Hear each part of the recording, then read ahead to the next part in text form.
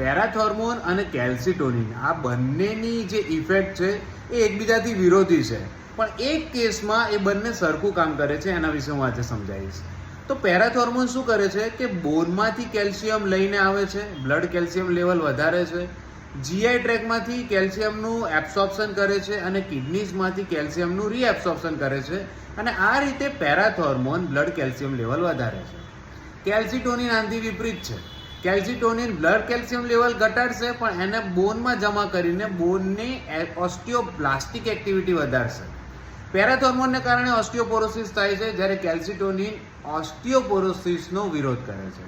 આ ઉપરાંત કેલ્સિટોનિન જીઆઈ ટ્રેકમાંથી કેલ્શિયમનું રીએબ્સોર્પ્શન થવા નથી દેતો અને કિડનીઝમાંથી કેલ્શિયમનું રીએબ્સોર્પ્શન થવા નથી દેતો.